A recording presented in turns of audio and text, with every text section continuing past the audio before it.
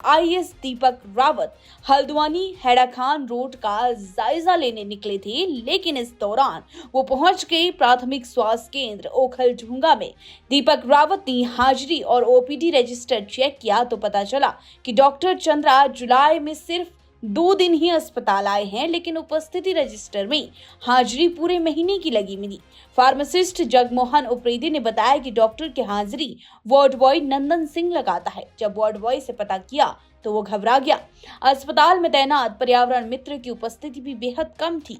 उन्होंने डॉक्टर की इस करतूत पर सख्त कार्रवाई के निर्देश दे दिए और मामले में गंभीरता दिखाते हुए तुरंत कमिश्नर दीपक रावत ने सीएमओ और सीएचसी भीमताल के अधिकारियों सहित विभाग के अन्य अधिकारियों को हल्द्वानी अपने कैंप कार्यालय में तुरंत तलब किया है। और जो एक पीएचसी ओखलढुंगा है, इसमें एक अनियमितता पता चली है कि यहाँ पे जिन डॉक्टर साहब की पोस्टिंग है, ओपीडी रजिस्टर देख के पता चला कि वो किसी एक पर्टिकुलर महीने में 2 ही दिन आए हैं और उनकी जो अटेंडेंस है वो सभी दिनों की वहाँ पे मार्क की गई है।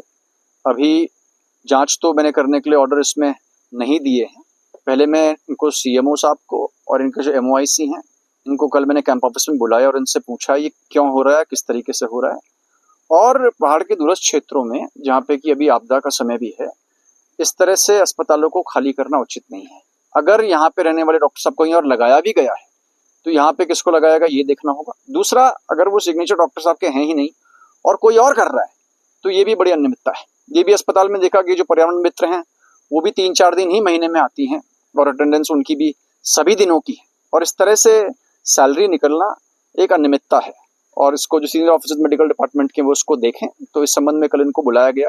वहीं ग्रामीणों ने बताया कि न्याय पंचायत ओखलढुंगा में 3 महीने से लोगों को बिजली के बिल नहीं मिले और 8 महीने से लाइनमैन को सैलरी तक नहीं दी गई है, जिसके बाद आयुक्त ने मुख्य अभियंता विद्युत को 15 दिन में ये व्यवस्थाएं दुरुस्त करने के निर्देश दिए। कौसिल गांव के काश्तकारों ने आयुक्त दीपक रावत से दूध लेने की व्यवस्था पहले से ही लाल कुआं से कराने की मांग की। उन्होंने बताया कि साल भर से काठगोदाम के जंगल में 3 किमी सड़क टूटी होने के कारण गाँव की दुग्ध उत्पादक दूध को खंसियों पहुंचा रहे हैं। इसके लिए दूध उत्पादक महिलाओं को रात में 3 बजे उठकर जंगल के रास्ते होते हुए डेयरी तक पहुंचना होता है। इस कारण वन्यजीवों का खतरा है। उन्होंने पूर्व में की तरह दूध लेने की व्यवस्था लाल कुआं से ही कराने की मांग की है।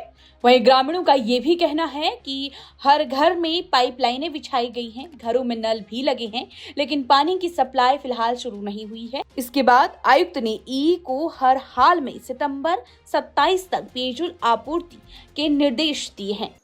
रानीबाग से ऊपर का क्षेत्र, नैनीताल से ऊपर का क्षेत्र जो भीमताल ब्लॉक में समस्त क्षेत्र ये आता है, जिसमें कई ग्राम पंचायतें हैं, जिनमें से कुछ का अभी हमने निरीक्षण भी किया।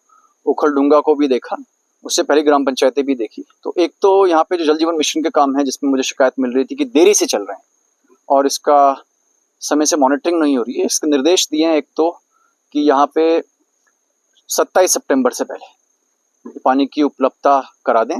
इसमें यूपीसीएल के भी जगह जगह पोल्स पड़े हुए हैं, जिन्होंने इस तरह से छोड़े हुए, उस पर काम नहीं हो रहा है, उस पर एक्शन लेने के लिए कहा गया है।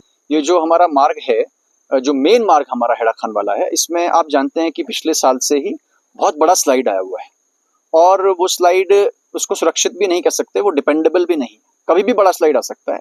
उसके मद्देनजर ये वैकल्पिक रूट की हमें आवश्यकता है और केवल ट्रैक रूट के रूप में नहीं, फुल टाइम आवश्यकता है। इसलिए पीडब्ल्यूडी से कहा गया है कि इसका पार्ट 1 का पीडब्ल्यूडी एस्टिमेट बनाएं और उसके बाद इसको स्वीकृत कराया जाएगा। और एक तरह से हमारी पहाड़ों में आप जानते हैं कि जितने एस्केप रूट्स हो उतना अच्छा है आपदा के हिसाब से, और ये केवल इसी क्षेत्र का रूट नहीं है, आगे जाके रीटा साहब का भी ये रूट है। बहुत से लोग चंपावत यहाँ से जाते हैं, तो इसकी बड़ी क्षेत्र की एक लाइफलाइन है, इसलिए इसको बनाया जाना आवश्यक।